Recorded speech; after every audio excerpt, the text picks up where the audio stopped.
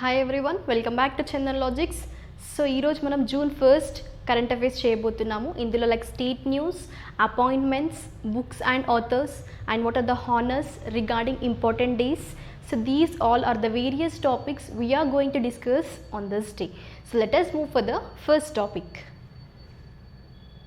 So first topic ఏంటంటే మనం regarding state news చూద్దాము. So the first one is, what is that? Madhya Pradesh government launches Ankur scheme. ఏంట scheme?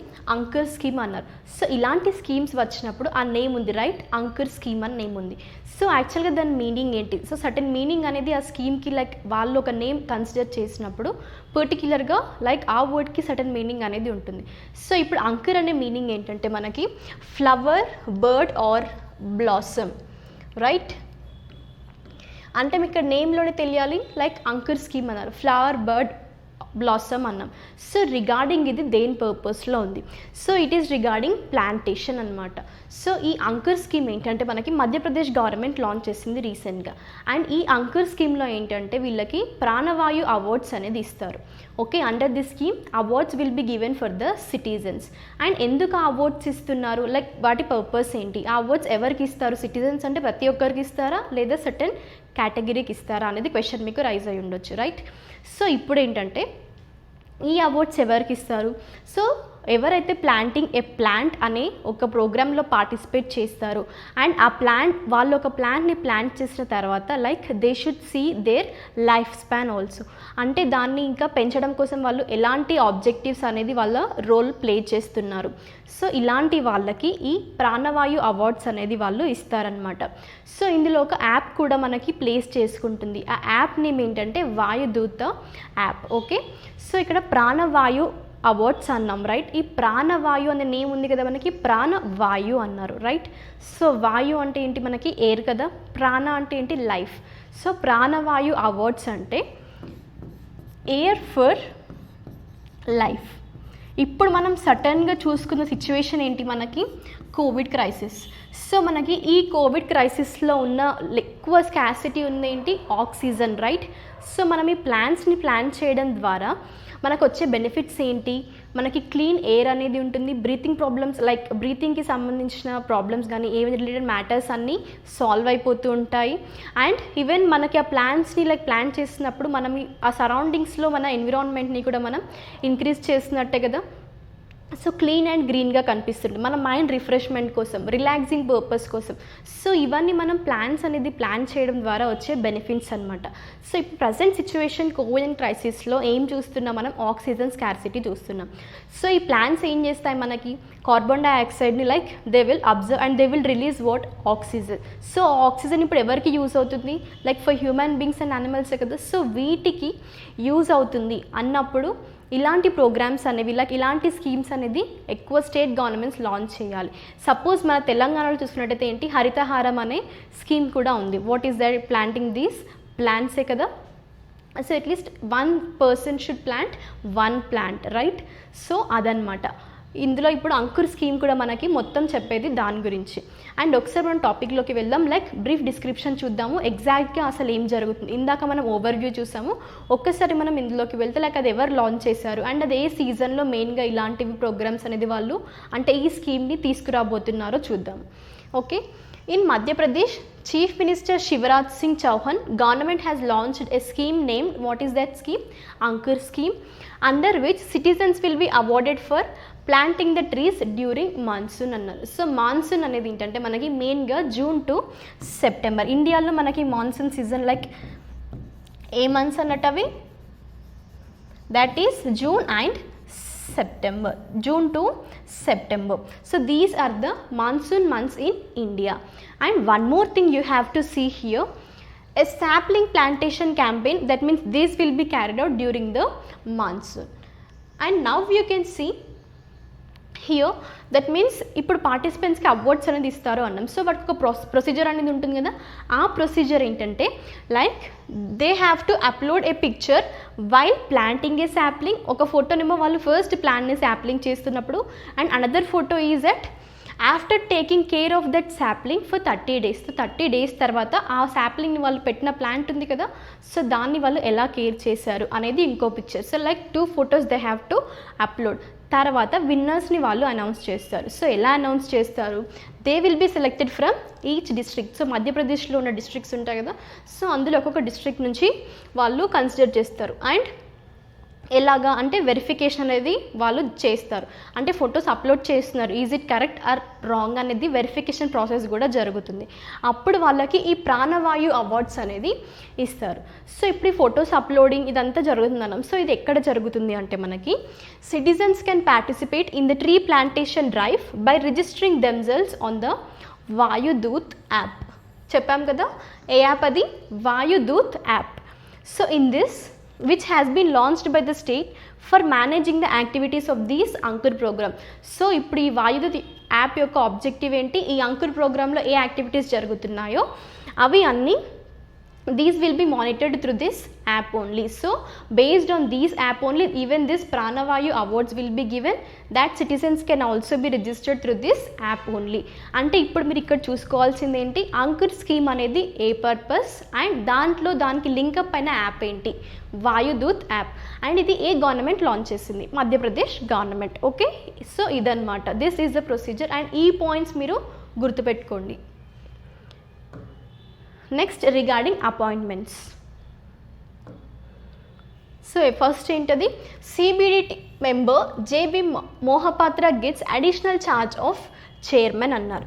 So first మనం టాపిక్లోకి వెళ్ళే ముందు యాక్చువల్గా సిబిడిటి యొక్క ఆబ్జెక్టివ్స్ అండ్ దీనికి ఉన్న పవర్స్ ఏంటో ఒకసారి చూద్దాం. యాక్చువల్లీ సిబిడిటి అంటే ఏంటి first, is it clear?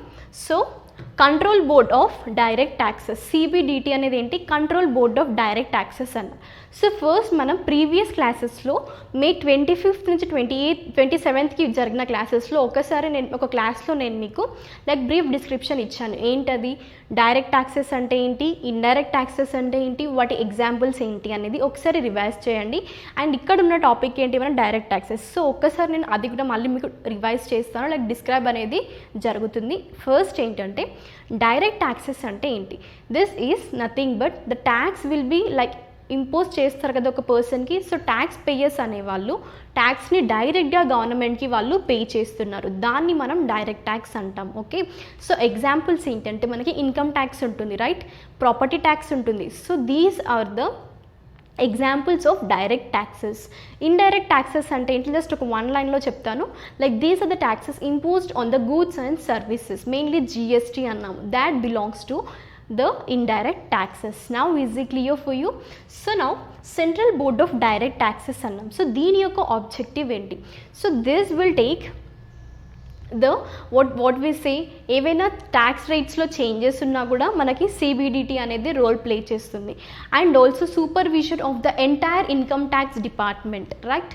And also it is mainly for the collective of or else any charges levied on the direct taxes.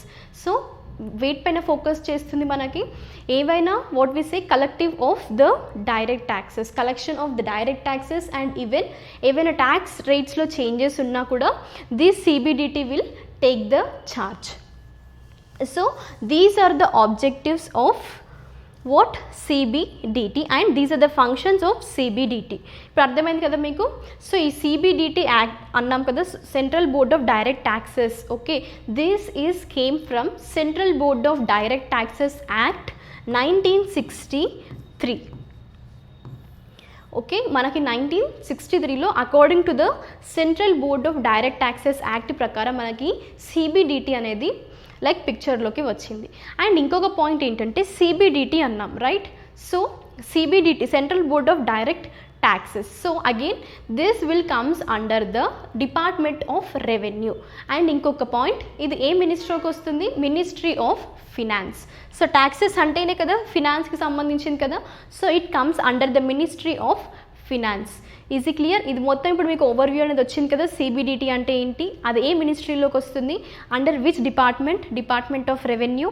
And also what are the direct taxes and indirect taxes okay, so మీకు ఒక్క టాపిక్లోనే like various topics అనేది discussion జరుగుతుంది. ఇది only just న్యూస్లో ఉంది కదా ఇలా కాకుండా నేను చెప్తున్నప్పుడే కాకపోయినా మీరు ఇంకా ఏదైనా న్యూస్ ఫాలో అవుతున్నప్పుడు కూడా ఇలా మీరు క్వశ్చన్స్ అనేది రైజ్ అవ్వాలి మీకు.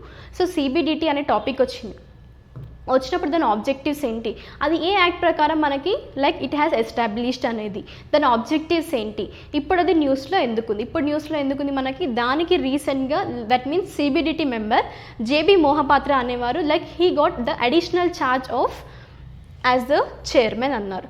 సో ఇప్పుడు ఒకసారి టాపిక్లోకి వెళ్దాము. ఆ పర్సన్ ఎవరు అండ్ ఇప్పుడు మనకి ప్రజెంట్గా ఉన్న పర్సన్ కూడా ఎవరు లైక్ ఈ చైర్మన్.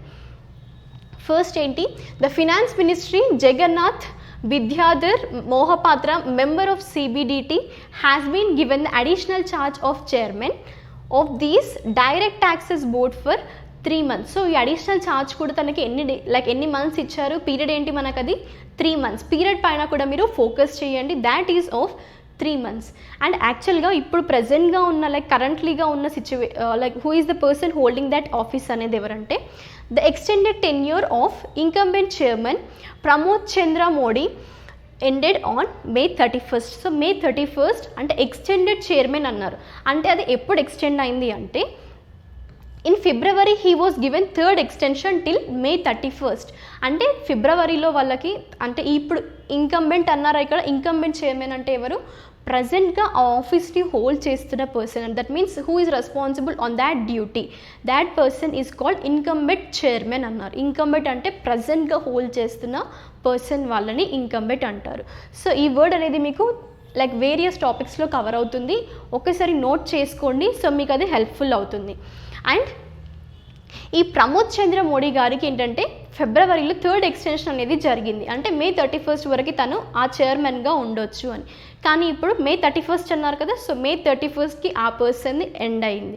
ఎండ్ అయిన తర్వాత ఇప్పుడు వచ్చిన పర్సన్ లైక్ చైర్మన్ ఎవరు అడిషనల్ ఛార్జ్గా తీసుకున్నది మనకి JB మోహపాత్ర గారు, అది కూడా like it is up to for 3 months మాత్రమే. సో 3 months అంటే this is of May 31st they have ended, June, July and August. So until August 31st so he will be in the charge. And now you can see ఇక్కడ organisations కానీ ఇలాంటి like central boards కానీ వచ్చినప్పుడు మీరు ఏం చూడాలి, central board of direct taxes మనకి ఎప్పుడు ఎస్టాబ్లిష్ అయింది, it is in 1924. And the central board of direct taxes head quarters ఎక్కడ మనకి న్యూఢిల్లీ, ఎక్కడ అది New Delhi. So easy clear, head quarters చూసుకోండి. అండ్ ఇందులో మీకు ఇక్కడ like we didn't have that concept ఏంటది, మినిస్ట్రీ ఆఫ్ ఫినాన్స్ కూడా, మినిస్ట్రీస్ కూడా ఫోకస్ చేయండి. CBDT comes under which ministry, ఇలా కూడా మీకు క్వశ్చన్స్ రైజ్ అవుతాయి, అప్పుడు మీరు కన్ఫ్యూజ్ అవ్వకూడదు, ministry of finance. Next regarding banking సెక్టార్లో ఒకసారి మనం చూద్దాం ఏంటది. ఫస్ట్ టాపిక్ ఏంటి, RBI cancels the licence of Shivajirao Bhosale Sahakari bank అన్నారు.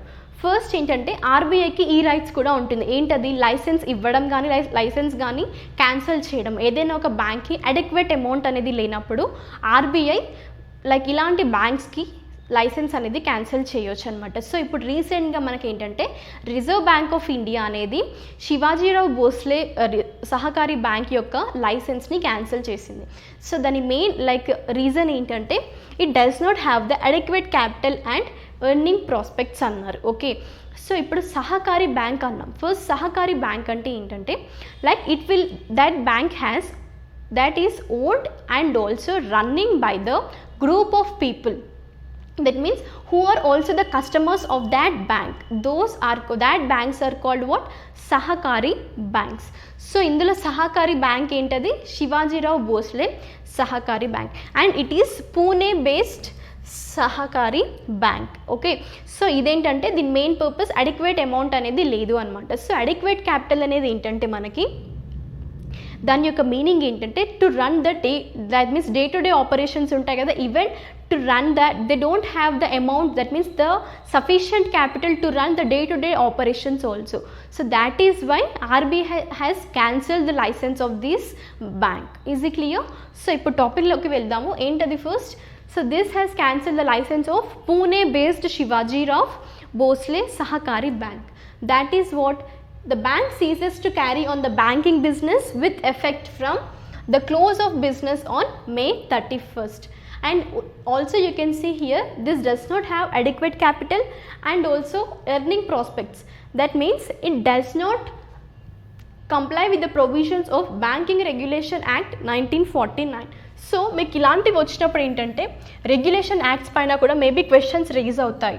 సో మీరు ఇక్కడ చూసుకోవాల్సింది ఏంటంటే ఆర్బీఐ లైక్ ఇలాంటి సహకారి బ్యాంక్స్ యొక్క లైసెన్స్ క్యాన్సిల్ చేస్తున్నప్పుడు లైక్ ఏ రెగ్యులేషన్ యాక్ట్ అనేది మీకు సినారియోలో ఉంది అని అడగవచ్చు. అప్పుడు ఏంటది మీకు బ్యాంకింగ్ రెగ్యులేషన్ యాక్ట్ 1949. ఇంకా మీకు టైం ఉంటే ఈ బ్యాంకింగ్ రెగ్యులేషన్ యాక్ట్ 1949 అనేది ఏంటి అనేది ఒకసారి మీరు రివైజ్ చేయండి. And RBI observed that bank with its present financial position would be unable to pay to its present depositors in full. That means it is unable to run the day-to-day operations and also unable to pay for the depositors also. The bank was placed under RBI directions from the close of business on May 4th, 2019. So easy clear ఏ bank యొక్క licence అనేది cancel చేసిందో చూసుకోవాలి. So that to reserve bank of India ఈ లైసెన్స్ని cancel చేసింది. Reason ఏంటి? So ఈ 3 పాయింట్స్ అనేది మనకి ఈ టాపిక్లో important. Next coming to defence news. So right ఏంటది? NATO conducts steadfast defender 21 war games అన్నారు. సో ఫస్ట్ నాటో అన్నాం. అసలు టాపిక్ ఏంటంటే ఈ డిఫెన్స్ అనేది 21 వార్ గేమ్స్ని నాటో అనేది కండక్ట్ చేస్తుంది అన్న. కానీ ఫస్ట్ నాటో ఏంటి అసలు? NATO means North Atlantic treaty Organisation అన్నారు, రైట్? సో ఈ నాటో అనేది ఏంటంటే North Atlantic treaty Organisation. It is intergovernmental organisation and that too for what? ఇది మెయిన్ పర్పస్ ఏంటి? This is a military alliance that is also to provide peaceful resolutions and regarding the defeats, conflicts, కంట్రీస్లో conflicts ఇవి ఏవైనా ఉన్నప్పుడు so ఈ military alliance అనేది peace resolution అనేది చేస్తుంది. ఓకే, సో ఒకవేళ డిప్లొమాటిక్ ఎఫర్ట్స్ ద్వారా అది ఫెయిల్ అయితే దానికి ఏంటంటే మిలిటరీ పవర్ కూడా ఉంటుంది, రైట్? సో ఆ మిలిటరీ పవర్తోని ఈ కాన్ఫ్లిక్ట్స్ అనేది సాల్వ్ చేసి, డిస్ప్యూట్స్ అనేది సాల్వ్ చేసి like it will provide the peace resolution system. And also in this NATO like what are the it is formed by United States, Canada and also the countries of Western Europe. Is it clear? So to what? To like to provide the collective security, that means regarding the defense by the attack or else against the Soviet Union. అంటే ఈ కంట్రీస్ని నాటోలో ఉన్న countries ఏవైతే ఉంటాయో so ఇందులో ఉన్న countries నుంచి like ఈ కంట్రీస్కి బయట ఎక్స్టర్నల్ పార్టీ నుంచి ఏదైనా అటాక్ జరుగుతుంది, ఈవెన్ ఒక కంట్రీ పైన అటాక్ జరిగినా కూడా ఈ అన్ని కంట్రీస్ లైక్ కలెక్టివ్గా ఫామ్ అవ్వి they will defeat, that means they are going to defeat the against external party అనమాట. సో ఇక్కడ ఏంటంటే మనకి ఎక్స్టర్నల్ పార్టీ మనం సో నాటో ఫామ్ అయినప్పుడు మనకి సోవియట్ యూనియన్కి అగెనెస్ట్గా లైక్ వెస్టర్న్ యూరోపియన్ కంట్రీస్, ఇంకా ఏంటి కెనడా అండ్ యుఎస్, సో ఇవన్నీ కలిపి ఒక ఈ నాటో ఆర్గనైజేషన్ని ఫామ్ చేసుకున్నారు. ఓకే, సో మెయిన్లీ దీని ఆబ్జెక్టివ్ ఏంటి? To provide the peaceful resolutions against the conflicts. So it is military alliance అనేది గుర్తుపెట్టుకోండి. సో ఇప్పుడు ఇది ఏం కండక్ట్ చేయబోతుంది? It conducts the steadfast defender 21 war games అన్నారు. So now we will move in to the topic. It is organizing this 21 war games military exercise in Europe as tensions with Russia increases. మనం first చూసుకుంది ఏంటి? మనం NATO form అయింది కూడా that to defend or else the attacks which are by the Soviet Union అన్నాం. So ఇక్కడ రష్యాతో జరుగుతున్న టెన్షన్స్ కానీ ఇంకా ఇలాంటి కాన్ఫ్లిక్ట్స్ కానీ ఇంక్రీజ్ అవుతున్నాయి. సో అవి తగ్గించడం కోసము ఇప్పుడు ఏంటంటే నాటో అనేది 21 వార్ గేమ్స్ని కండక్ట్ చేస్తుంది. These are organized with the aim of simulating the response of 30 nation military organization for the attack on any one of its members. It seeks to test the ability of NATO to deploy the troops from America.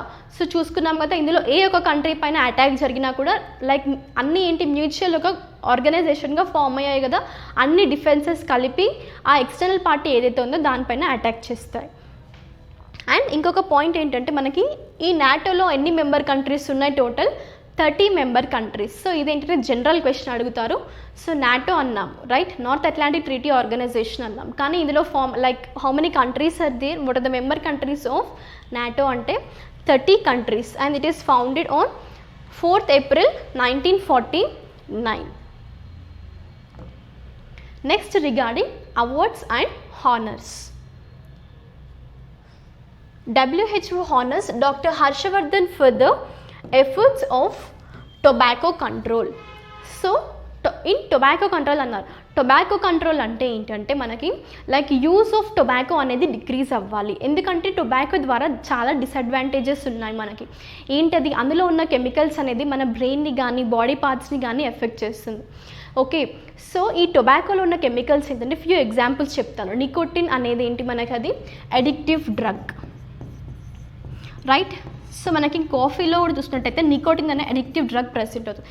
ఈ addictive drug nicotine ఏంటంటే డైరెక్ట్గా brain అనే దాన్ని, that means it stops the functioning of brain also, that means అంత effect అనేది ఉంటుంది ఈ nicotine ద్వారా. ఇంకా ఏంటి మనకి బెంజిన్, ఆర్సెనిక్.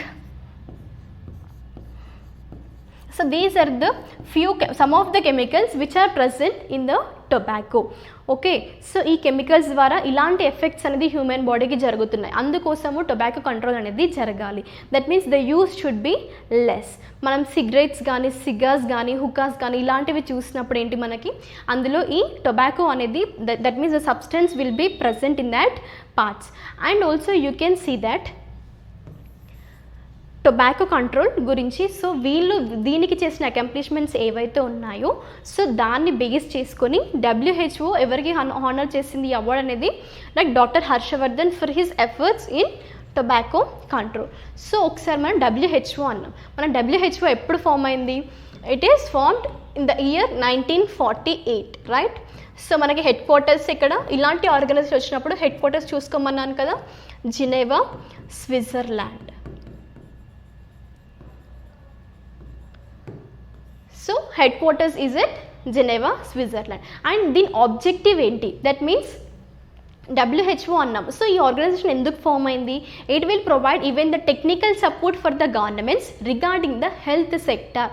సో మెయిన్గా హెల్త్కి సంబంధించిన ఏదైనా కూడా మనకి WHO అనేది గైడ్ చేస్తుంది. లైక్ ఇప్పుడు సపోజ్ COVID-19 పాండమిక్ చూసుకున్నాం.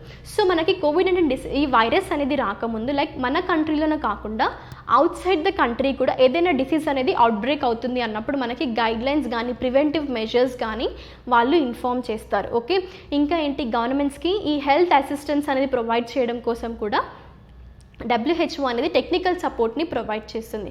So these are the objective and mainly దేనిపైన it is regarding health sector.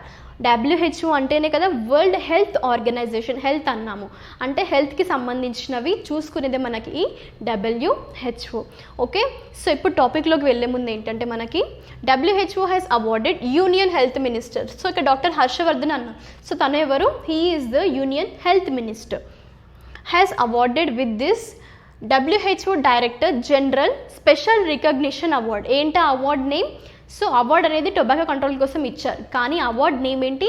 WHO director general special recognition award for his accomplishments in the area of what?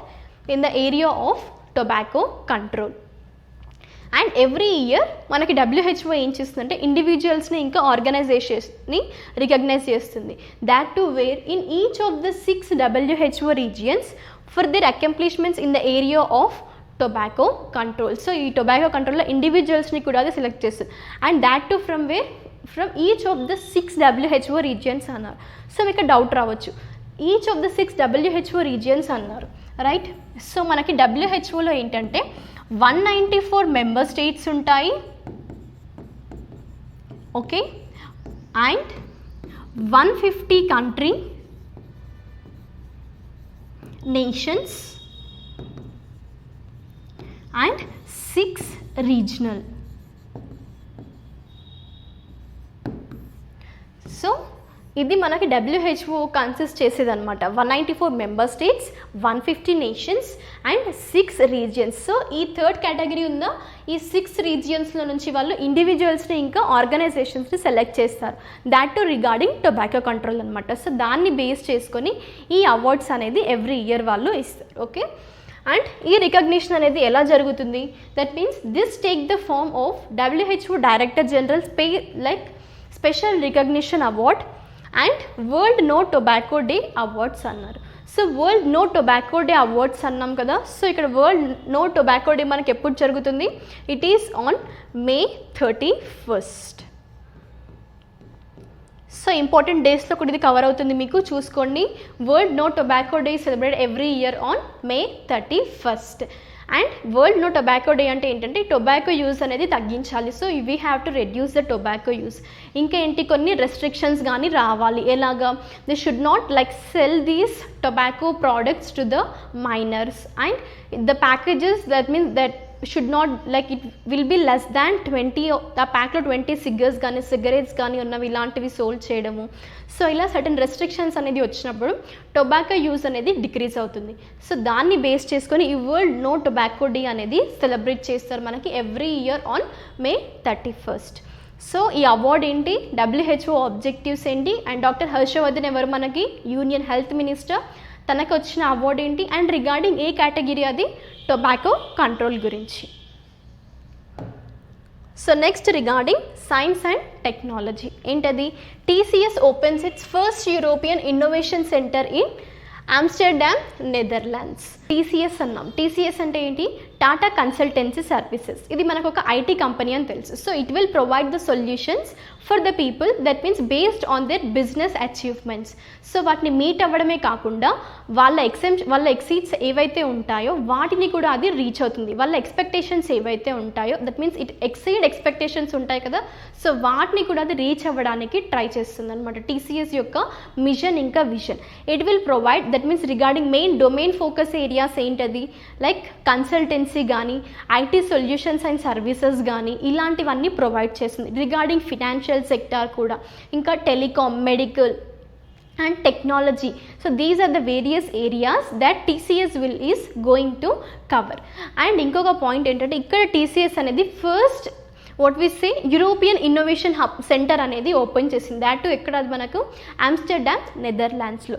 So ఒక్కసారి మనం ఇప్పుడు టాపిక్లోకి వెళ్దాము, ఎందుకు ఆ ఇన్నోవేటివ్ సెంటర్ అనేది అది ఓపెన్ చేసింది. సో దాని ఆబ్జెక్టివ్ ఏంటి అంటే, it is to help the use of digital technology to solve the sustainable challenges. So these will be focused by organization and becomes the first in the network of hubs known as TCS Spaceports in Europe. So ఈ networks హబ్స్లోనే first అది కావడం కోసం అన్నారు కదా అక్కడ, it opens it's first European innovative centre అన్నారు.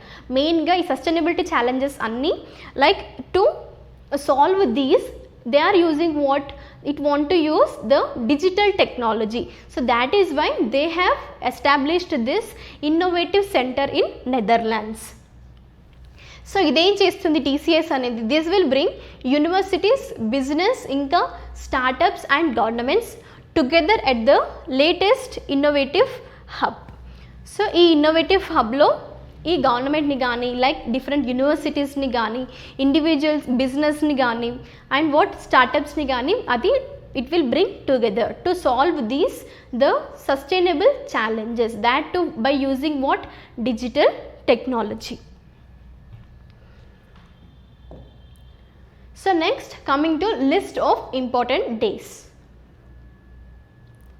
What is the first one? World Milk Day celebrated on 1st June. ఎప్పుడు అది మనకి 1st June రోజు సెలబ్రేట్ చేస్తారు. ఓకే, సో ఈ వరల్డ్ మిల్క్ డేని సెలబ్రేట్ చేయడం యొక్క ఆబ్జెక్టివ్ ఏంటి, and like what it AIIMS అనేది ఒకసారి మనం టాపిక్లోకి వెళ్ళి చూద్దాము. అండ్ ఇంకొక పాయింట్ ఏంటంటే ఈ ఇయర్ థీమ్ ఏంటి అనేది. అండ్ ఫస్ట్ టాపిక్లోకి వెళ్ళే ముందు మనం ఏం చూద్దామంటే, లైక్ మిల్క్ డే అన్నారు కదా, సో మిల్క్ యొక్క అడ్వాంటేజెస్ అంటే మనకి బెనిఫిట్స్ ఏంటి. సో మనకి కాల్షియం కానీ, పొటాషియం కానీ, విటమిన్ A, D ఇలాంటివన్నీ మనకి మిల్క్ ద్వారా ప్రొవైడ్ అవుతాయి. And we will benefit through the milk products అన్నారు, రైట్. సో ఈ మిల్క్ ప్రోడక్ట్స్ ఏంటంటే మెయిన్గా మనకి మన బాడీ పార్ట్స్లో బోన్స్కి కానీ, లైక్ టీత్కి కానీ మేజర్ రోల్ని ప్లే చేస్తాయి. ఫ్రాక్చర్స్ అయినప్పుడు కూడా ఎక్కువగా మిల్క్ అనేది తీసుకుంటే like the bones will get strong. మెయిన్గా కాల్షియం అనేది ఎక్కువగా మనకి ఈ మిల్క్ ద్వారానే వస్తుంది. సో ఇప్పుడు ఈ వరల్డ్ మిల్క్ డే సెలబ్రేట్ చేయడానికి దాని ఆబ్జెక్టివ్ ఏంటి అంటే, the Food and Agriculture Organization of the United Nations celebrates the World Milk Day on every year, on which day it is on 1st June. So జూన్లో first day రోజే మనకి ఈ milk డేని మనం ఇలా ఒక లాజిక్ గుర్తుపెట్టుకోండి. సో మార్నింగ్ ఫస్ట్ లేవగానే లైక్ బ్రేక్ఫాస్ట్కి తీసుకునే ముందు మనం ఏంటి, first milk, will drink milk. అంటే ఇప్పుడు జూన్ స్టార్టింగ్ డేని మనకి మిల్క్ డే కూడా సెలబ్రేట్ చేస్తే లాజిక్ అంటే ఈజీగా గుర్తుండిపోతుంది. ఓకే, జూన్ స్టార్టింగ్ డే ఏంటి మనకి మిల్క్ డే అంటే మనం మన డేని స్టార్ట్ చేసేది కూడా like milk or tea or coffee ఇలా స్టార్ట్ చేస్తాం కదా. సో అలా గుర్తుపెట్టుకోండి. కొన్ని లాజిక్స్ కూడా యూస్ చేయండి, ఎందుకంటే ప్రతిదీ ఎందుకంటే మనకి ఇంపార్టెంట్ డేస్ చాలా ఉంటాయి. ఒక మంత్లో కానీ ఒక ఇయర్లో కానీ లైక్ ఒక మంత్లో మనకి 30 డేస్ ఉంటాయి, అందులో 25 ఇంపార్టెంట్ డేస్ ఉంటాయి. ఏదో ఒక రికగ్నిషన్ ఏదో ఒక డే రోజు మనకి ఉంటుంది. సో ఇలా గుర్తుపెట్టుకోవాలి అంటే మీరు ఇలాంటివి లాజికల్ ట్రిక్స్ కానీ అలా సెల్ఫ్గా ఏదైనా ప్రిపేర్ చేసుకోండి. So this is to what to recognise the importance of milk as a global food and also to celebrate the dairy sector. So dairy sector అంటాం కదా, so that is regarding the milk products. Okay, and importance of milk as a global food అన్నారు. ఇంకొక point ఏంటి, to encourage the people to talk about the advantages of dairy. ఇందాక మనం discuss చేసాం కదా, so మనకి ఏ అడ్వాంటేజెస్ ఉన్నాయి, ఎలాంటి హెల్త్ బెనిఫిట్స్ ఉన్నాయి అనేది, సో వాటి గురించి అండ్ హెల్త్కి that means including nutrition, accessibility and affordability.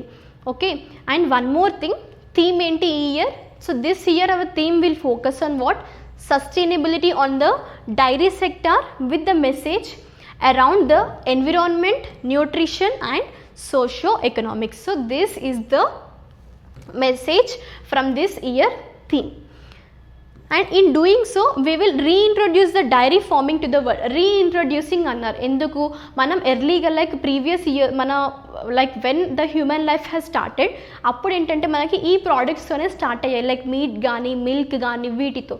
So మళ్ళీ ఇప్పుడు ఈ డైరీ ఫార్మింగ్ అనేది మనం మళ్ళీ రీఇంట్రొడ్యూస్ చేయాలి అనేది ఇప్పుడు మనం చేసే ఈ వరల్డ్ మిల్క్ డే యొక్క ఆబ్జెక్టివ్ అనమాట. Is clear? అండ్ ఇక్కడ ఒక పాయింట్ చూసుకోండి మీరు, ఏంటది FAO అన్నారు, ఏంటది ఫుడ్ అండ్ అగ్రికల్చర్ ఆర్గనైజేషన్ అన్నారు, రైట్? సో దీని యొక్క ఆబ్జెక్టివ్ ఏంటంటే that means it is an international agency that will work that means to defeat the hunger. So hunger అనేది ఉండకూడదు, అది ఈ FAO యొక్క మెయిన్ ఆబ్జెక్టివ్. అండ్ ఆల్సో ఏంటంటే it AIIMS to increase the food production across the world and also to provide the enough food to eat in the poorer areas. So ఎవరైతే like even the people who are staying in poorer areas, so for them also they should get the enough sufficient food to eat. అందుకోసం ఇది ఏం చేస్తుంది, food production అనేది across the world అనేది increase చేయడం. So ఇవి అనేంటి మనకి FAO food and agriculture organisation యొక్క మెయిన్ ఆబ్జెక్టివ్. ఓకే, సో ఇప్పుడు క్లియర్ అయింది కదా మనకి వరల్డ్ మిల్క్ డే ఎందుకు సెలబ్రేట్ చేసుకుంటున్నాము, ఏ డే రోజు సెలబ్రేట్ చేసుకుంటున్నాము, అండ్ ఇక్కడ FOA అనేది ఎవ్రీ ఇయర్ దీన్ని సెలబ్రేట్ చేస్తుంది. సో FAO యొక్క ఆబ్జెక్టివ్స్ కూడా మీరు చూసారు. Next, global day of parents celebrated on 1st June. ఎప్పుడు అది మనకి 1st జూన్ రోజు సెలబ్రేట్ చేస్తారు గ్లోబల్ పేరెంట్స్ డే అనేది, రైట్? సో యునైటెడ్ నేషన్స్ అనేది మనకి ఇది సెలబ్రేట్ చేస్తుంది ఎందుకోసము, to honour all the parents throughout the world. So ప్రతి ఒక్క లైక్ పేరెంట్స్ అందరినీ హానర్ చేయడం కోసము ఈ డే అనేది June 1st రోజు సెలబ్రేట్ చేస్తారు. Global day of parents recognises the primary responsibility of the family and also how they are protecting their children. And ఇంకా ఏంటి, how they are sacrificing their whole life for their children's future. So మనం చూసుకున్నట్టయితే like ఒక example ఏంటంటే మెయిన్గా mothers ఉంటారు. So mothers like before marriage like they were well educated, కానీ after the marriage when they gave the birth to the child, so they may like వాళ్ళ studies కానీ ఏదైనా వాళ్ళు ఆ చైల్డ్ యొక్క ఫ్యూచర్ కోసం సాక్రిఫైస్ చేసుకుని they won't even do the jobs also, they have good knowledge and enough knowledge but they will sacrifice the children. So ఇలాంటి sacrifices కానీ ఇలాంటివన్నీ రికగ్నైజ్ చేసి మన పేరెంట్స్ని హానర్ చేయడం కోసమే ఈ గ్లోబల్ డే ఆఫ్ పేరెంట్స్ అనేది June 1st రోజు ఎవ్రీ ఇయర్ యునైటెడ్ నేషన్స్ అనేది సెలబ్రేట్ చేస్తుంది. అండ్ మన లైఫ్లో పేరెంట్స్ ఎలాంటి రోల్ ప్లే చేస్తారో కూడా మీరు గుర్తుపెట్టుకోవాలి. సో మీరు ఏదైనా ఒక రాంగ్ స్టెప్ వేస్తున్నప్పుడు ఫస్ట్ మీకు మైండ్లోకి రావాల్సింది మీ పేరెంట్స్. మీకోసం వాళ్ళు లైక్ ఎలాంటి ఓవర్కమ్ లైఫ్లో ఎలాంటి కండిషన్స్ని వాళ్ళు ఓవర్కమ్ అయ్యారు అండ్ ఎలాంటివి వాళ్ళు సాక్రిఫైస్ చేశారు, వాళ్ళు ఫ్యామిలీని ఎలా రెస్పాన్సిబుల్గా చూసుకుంటారు, ఫాదర్సే కానివ్వండి, like even they want have like many dreams and everything but they will sacrifice for the children's future. So ఇలాంటివన్నీ లైక్ రికగ్నైజ్ చేయడం కోసము ఈ గ్లోబల్ డే ఆఫ్ పేరెంట్స్ని సెలబ్రేట్ వాళ్ళ కాంట్రిబ్యూషన్స్ ఎలా ఉన్నాయి అనేది. And hence the day acknowledge the selfless commitment of all the parents for their children including their lifelong sacrifice towards their nurturing this relationship. So selfless commitment అన్నారు, అంటే వాళ్ళ గురించి చూసుకోకుండా వాళ్ళ చిల్డ్రన్ యొక్క ఫ్యూచర్ గురించి వాళ్ళు ఆలోచిస్తూ వాళ్ళు చేసే పనుల గురించి. సో ఇలాంటివన్నీ తెలియజేయడం కోసం మనకి ఈ గ్లోబల్ డే ఆఫ్ పేరెంట్స్ అనేది సెలబ్రేట్ చేస్తారు. And it emphasises the critical role of parents in rearing of children. So వాళ్ళు చిల్డ్రన్ని ఎలా బాటప్ చేస్తున్నారు అనేది కూడా మనకి ఈ పేరెంట్స్ డే రోజు తెలుస్తుంది. So this is all about global day of parents. And ఇక్కడ మనకు ఒక గుర్తు రావాల్సిన సెంటెన్స్ ఏంటి, మాతృదేవో భవ అండ్ పితృదేవో భవ. దట్ మీన్స్ మనకి father and mother they are equals to the god అనేది. Next regarding books and authors and recently who has passed away. So about that person we will discuss now. So first ఏంటి మనకి Ravi Shastri's debut book titled star gazing the players in my life. Okay, so book ఇలాంటి books and authors వచ్చినప్పుడు ఆ book title ఏంటి, దాని author ఎవరు, అందులో వాళ్ళు మనకి ఏం డిస్క్రైబ్ చేశారు అనేది ఇంపార్టెంట్. ఓకే, సో ఫస్ట్ దీని ఆథర్ ఎవరంటే మనకి రవి శాస్త్రిస్ డిబేట్ బుక్ అన్నారు. సో రవి శాస్త్రి అంటే ఎవరు మనకి, he is cricket allrounder, commentator and coach. So is now making his publishing debate and he has penned a book titled ఏంటది, star gazing the players in my life. So తను cricketer అనమాట and he is allrounder. First like he entered in to the cricket like ఏమంటారు, బౌలర్గా enter అయ్యారు, left spinner బౌలర్గా enter అయ్యారు, కానీ తర్వాత క్రికెట్లో తను ఆల్రౌండర్ అయ్యారు, బ్యాటింగ్లో ఆల్రౌండర్ అయ్యారు. And along with this Ravishankar Shastri one more author is co-authored, ఎవరది, Ayaz Menon. And it is expected to be released on June 25, 2021. So అది ఎప్పుడు రిలీజ్ కాబోతుంది మనకి, June 25, అంటే అది ఎక్స్పెక్టెడ్ డేట్ అనమాట, 2021. అండ్ ఈ బుక్లో తను like what he has written about the 60 extraordinary talents he has met from the across the world who have inspired him. అంటే ఇందులో డిస్కస్ చేసింది మనకి ఏంటంటే 60 ఎక్స్ట్రాడినరీ టాలెంట్స్ గురించి తను ఈ బుక్లో మనకి డిస్క్రైబ్ చేశారు. చెప్పాను కదా ఈ బుక్లో ఏం డిస్క్రైబ్ చేశారు, దీని ఆథర్స్ ఎవరు అండ్ టైటిల్ ఎవరు. సో ఈ 3 టాపిక్స్ అనేది మనకి ఇందులో కవరప్ అయిపోయాయి. So we will move for the next topic. ఏంటది, former Danish prime minister Poul Schluter passes away. So actually who is the person? He is the former Denmark's prime minister Paul Schlüter, who negotiated the exemptions for the country to a key European Union treaty has passed away.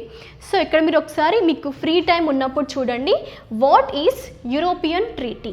So మనకి ఇక్కడ European union treaties అనేది 2 ఉంటాయి, అవి కూడా ఒకసారి మీరు define చేయండి. Like you make a notes of these European union treaty. So he has played a main role in this European Union treaty. And when he was born 3rd April 1922 in Denmark, and he served as the prime minister of the country from, that means tana tenure eppadi nunchi eppadi varaku ante 1982 to 1993. This is the period he has served as the prime minister of Denmark. So his birthplace is at Denmark only, and he has served as the prime minister of the Denmark, and this is the tenure. And he is the person who is that former Danish prime minister Paul Schlüter. He has recently passed away. And one more thing, even in this pandemic situation, I think you people are doing well. So please everyone stay safe, stay home, and follow all the precautions, whatever the measures you need to take to avoid this, to defeat this virus. Thank you. We will meet you in the next class.